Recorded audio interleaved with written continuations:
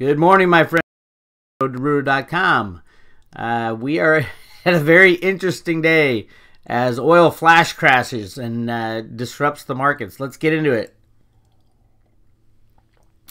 Today is May 5th, and we had a suspicious flash crash, computer-generated flash crash in the price of oil last night at a thinly traded market. Who does that remind you of? Yes, it is the U.S. Treasury rigging the price of oil lower and lower and lower.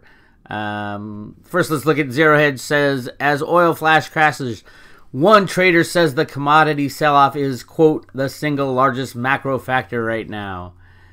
It was a very ugly night for the Andy Halls, Pierre Audrad's, and other oil longs after oil flash crash just before midnight Eastern Time, dragging WTI from $45 a barrel to below 44 in seconds on a surge in volume to the lowest price since OPEC agreed to cut output in November. As shown in the chart below, in less than 10 minutes, futures slumped more than $1 as volume surged 14 times. Notice that they quoted the surges.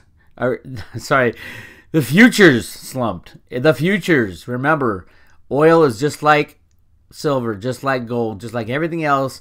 Price is determined on futures, options, any other derivative other than the actual buy and sell of a physical barrel of oil.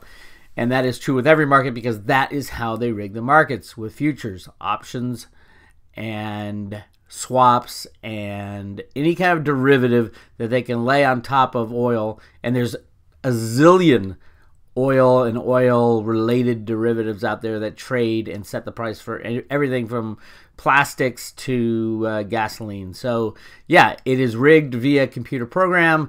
The largest and best rigger is the U.S. Treasury, working out of the Fed, New York, and the bullion banks.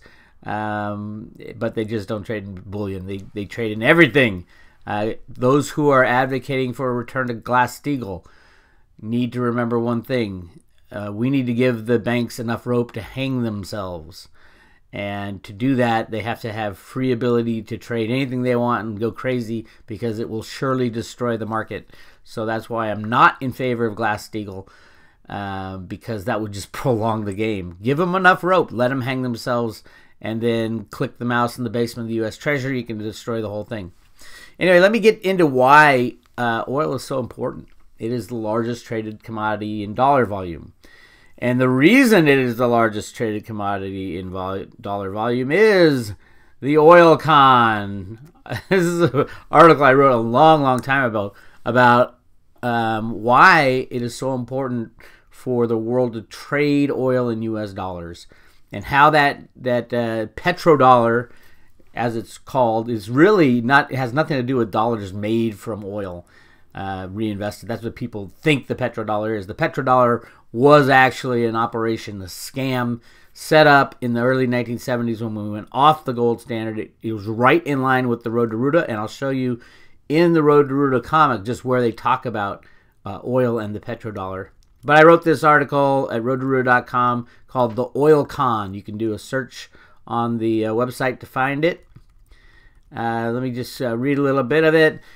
I've been noticing a lot of talk in the media. This is, I wrote it in 2008, right before the crash.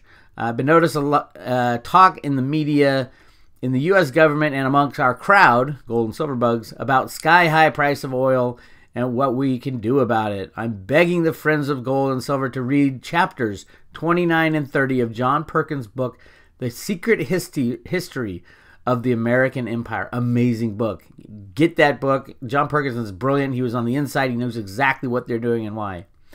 Perkins very clearly explains how the U.S. dollar was taken off the gold standard and put on the oil standard, or the petrodollar, implemented by Kissinger, Schultz, and Cheney back in 1971. Amazing revelations in that book, and it absolutely makes sense. Most of us know, or at least have a suspicion, that the prices of most commodities are rigged by computer programs run through the banking cabal and orchestrated by the Federal Reserve New York office. Oil is no exception. It is more than likely that oil is 100% controlled by a computer trading program run by the banking cabal and friends inside the U.S. government. Just like gold and silver, the oil supply-demand characteristics are not relevant to a manipulated false price that can be set and steered by a few digital entries in a computer trading program.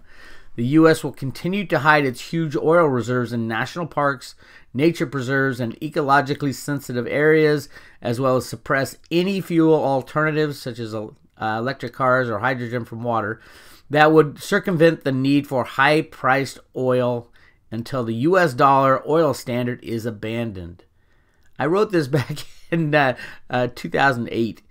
This is not unknown. Everybody knows you need a high price of oil to maintain the dollar because the U.S. requires everybody to buy oil in U.S. dollars, which means every country in the world has to have reserves of U.S. dollars, creating artificial demand for the U.S. dollar because of the high oil prices.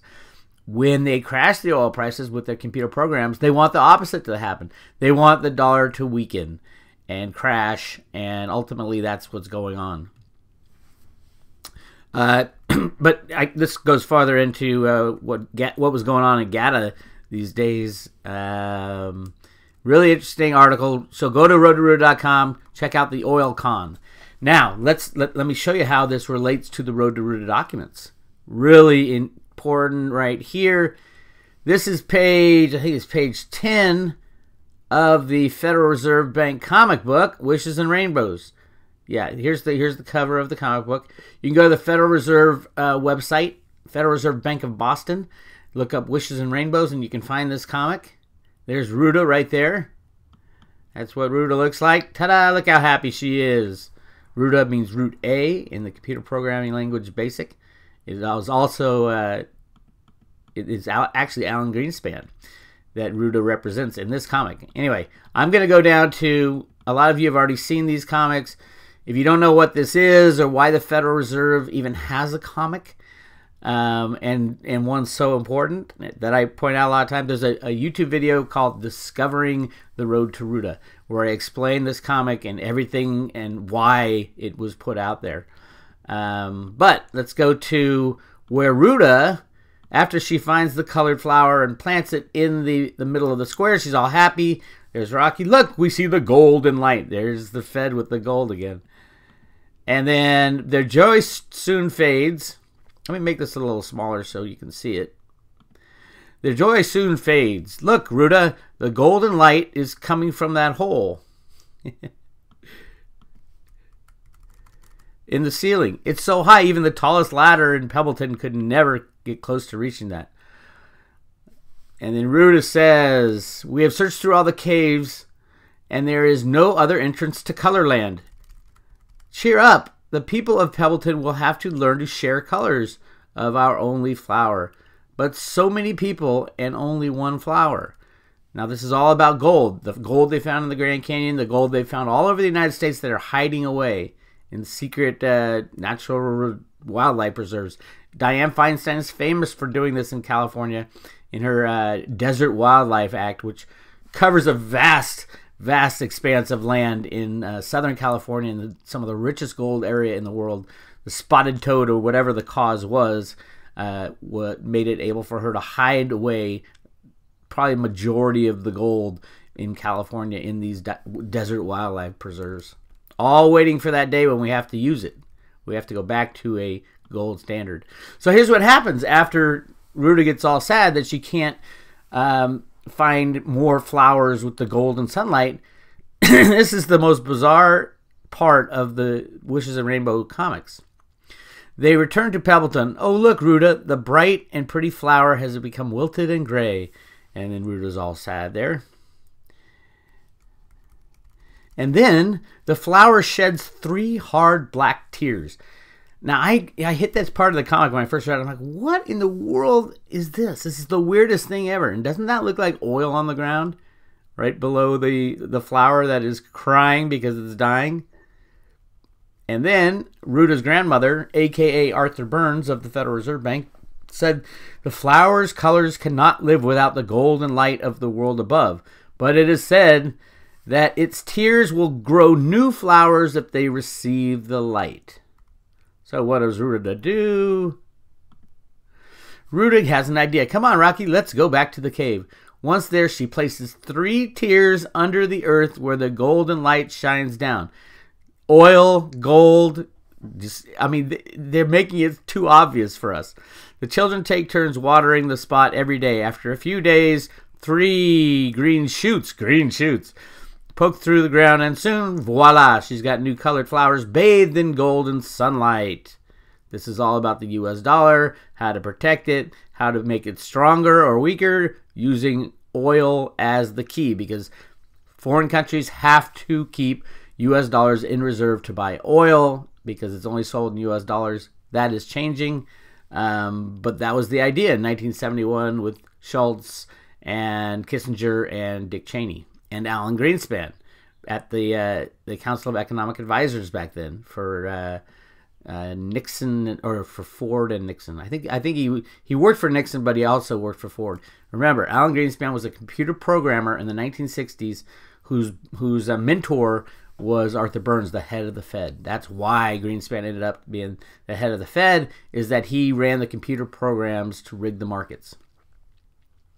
If this is way too complicated for you, go to that Discovering the Road to Ruda video. It explains everything.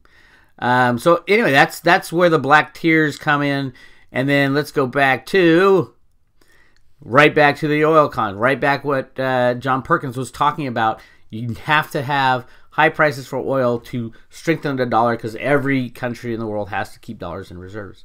Now let's take a look at what happened to the price of oil in the past. Here we are in 1971, right when we go off, or let's see, right when we go off right in here is when we went off the gold standard, and boom, look at that. The price of oil just jumped, skyrocketed, doubled within the first couple years, and then went all the way up to 118 bucks in the 80s.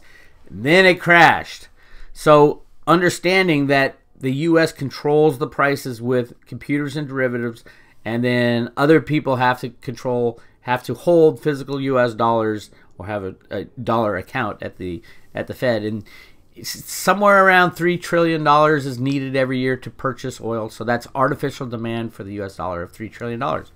That's a lot. But let's look at what happened over the years. Like right in here, you got the crash of 87, and right before the crash, you have a crash down in the price of oil, thus weakening the dollar. It's all part of the Fed computer program. Bang, they crash the price of oil down. A lot of banks go belly up because they finance these very, very, very capital-intensive businesses in oil. And you have the weak businesses, and then you crash the system. Hence the crash of 87, and then there was computers and derivatives thrown on top of that. So let's get to 2008, right in there. The last huge crash attempt to take down the system. Oil had spiked up to like $150, $140 right in July of 2008. And then, bam, slammed down. It slammed down to 48 so it got knocked by 2/3 right before the crash of 2008, the market crash. So where are we now? In 2014, we had a crash from 108 all the way down to 2016, where oil looks like it got down to $29, and then we spiked back up. Everybody started going long, and now we're in the midst of another crash. Check that out. We're on our way down, down, down, down. And I suspect it's going to go down a lot further before the stock market crash. So they're playing with the price of oil. People are getting hurt. Banks are getting hurt. Hedge funds are getting destroyed. And I would expect the price of oil to go down below the $30 again. So we'll see what happens. It is not necessary anymore because there's unlimited derivatives that they're throwing at everything these days. So but I still see the oil price coming down, which causes weakness in the U.S. dollar and then crashing through the bottom. Steve Mnuchin, our Treasury Secretary, was the head of computer trading. He was the head of IT at Goldman Sachs. That was his job, is to rig markets via computer programs. It's exactly what he's doing at the Fed, along with his buddies at the Treasury, along with his buddies at the Fed, and those people that run the game for him, like J.P. Morgan, Citibank, all the big prime dealers, they call them, of the Fed. Anyway, there is your morning tutorial on what the petrodollar is. Go to road2ruda.com and check out. You can just type in the search engine petrodollar and read that Federal Reserve Bank of Boston comic book again and again, because it tells you what's going to happen.